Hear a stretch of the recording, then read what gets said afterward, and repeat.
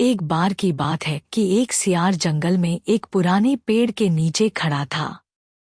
पूरा पेड़ हवा के तेज झोंके से गिर पड़ा। सियार उसकी चपेट में आ गया और बुरी तरह घायल हो गया।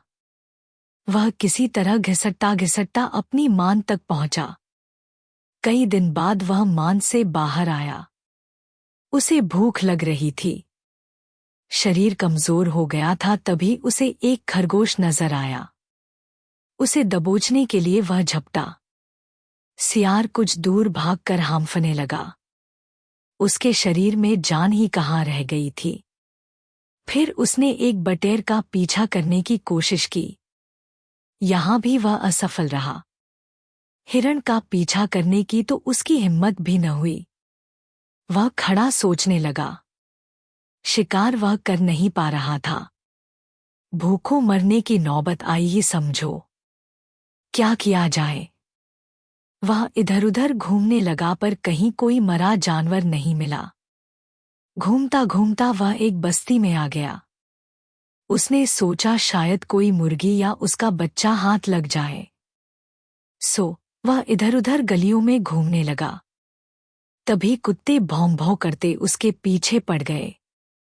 सियार को जान बचाने के लिए भागना पड़ा। गलियों में घुसकर उनको छकाने की कोशिश करने लगा पर कुत्ते तो कस्बे की गलीगली से परिचित थे। सियार के पीछे पड़े कुत्तों की टोली बढ़ती जा रही थी और सियार के कमजोर शरीर का बल समाप्त होता जा रहा था। सियार भागता हुआ रंगरेजों की बस्ती में आ पहुंचा था। वहां उसे एक घर के सामने एक बड़ा ड्रम नजर आया। वह जान बचाने के लिए उसी ड्रम में कूद पड़ा। ड्रम में रंगरेज ने कपड़े रंगने के लिए रंग घोल रखा था। कुत्तों का टोला भौंकता चला गया। सियार सांस रोककर रंग में डूबा रहा। वह केवल सांस लेने के लिए अपनी थूथनी बाहर निकालता। जब उसे पूरा यकीन हो गया कि अब कोई खतरा नहीं है तो वह बाहर निकला। वह रंग में भीग चुका था। जंगल में पहुंचकर उसने देखा कि उसके शरीर का सारा रंग हरा हो गया है। उस ड्रम में रंगरेज ने हरा रंग घोल रखा था। उसके हरे रंग को जो भी जंगली जीव देखता वह भयभीत हो जाता। उनको खौफ से कांपते देखकर रंगे सियार के दुष्ट दिमाग में एक योजना आई। रंगे सियार ने डरकर भागते जीवों को आवाज दी, भाइयों, भागो मत, मेरी बात सुनो। उसकी बात सुनकर सभी भागते जानवर ठिठके। उनके ठिठकने का रंगे सियार ने फायदा उठाया और बोला, देखो देखो मेरा रंग। ऐसा रंग किसी जानवर का धरती पर है नहीं ना। मतलब समझो। भगवान ने मुझे यह खास रंग देकर तुम्हारे पास भेजा है। तुम सब जानवरों को बुला लाओ तो मैं भगवान का संदेश सुनाऊं। उसकी बातों का सब पर गहरा प्रभाव पड़ा। वे जाकर जंगल के दूसरे सभी जानवरों को बुलाकर लाए। जब सब आ गए तो रंगा सियार एक ऊंचे पत्थर पर चढ़कर बोला, वन्य प्राणियों, प्रजापति ब्रह्मा ने मुझे खुद अपने हाथों से इस अलौकिक रंग का प्राणी बनाकर कहा कि संसार में जानवरों का कोई शासक नहीं है। तुम्हें जाकर जानवरों का राजा बनकर उनका कल्याण करना है। तुम्हार नाम सम्राट ककुदुम होगा। तीनों लोकों के वन्य जीव तुम्हारी प्रजा होंगे। अब तुम लोग अनाथ नहीं रहे। मेरी छत्रछाया में निर्भय होकर रहो। सभी जानवर वैसे ही सियार के अजीब रंग से चकराए हुए थे। उसकी बातों ने तो जादू का काम किया। शेर, बाघ व चीते की भी ऊपर की सांस ऊपर और नीचे की सांस नीचे रह गई। उसकी बात काटने की किसी में हिम्मत न हुई।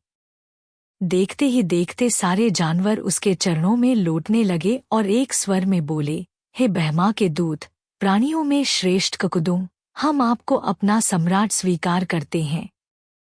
भगवान की इच्छा का पालन करके हमें बड़ी प्रसन्नता होगी। एक बूढ़े हाथी ने कहा, हे सम्राट, अब हमें बताइए कि हमारा क्या कर्तव्य है।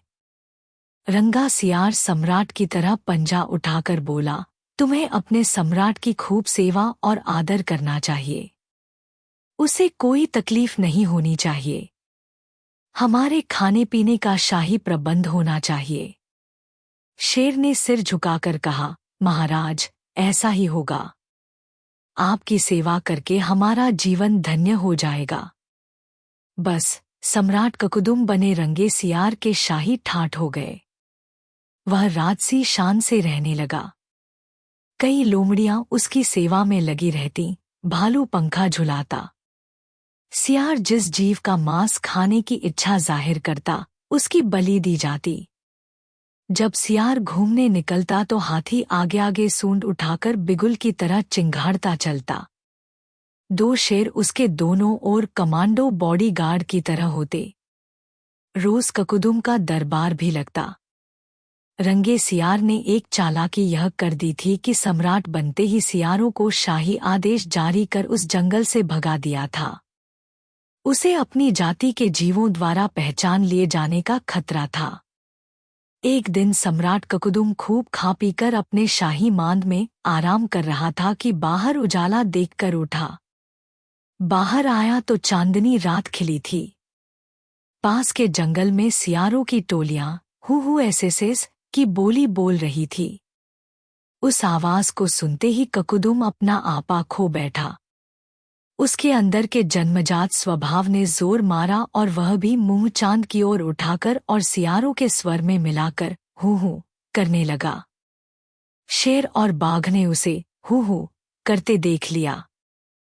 वे चौंके। बाघ बोला, अरे, यह तो सियार है। हमें धोखा देकर सम्राट बना रहा। मारो नीच को।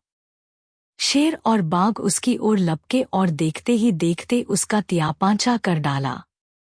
सीखा, नकलीपन की पोल देर या सबेर जरूर खुलती है।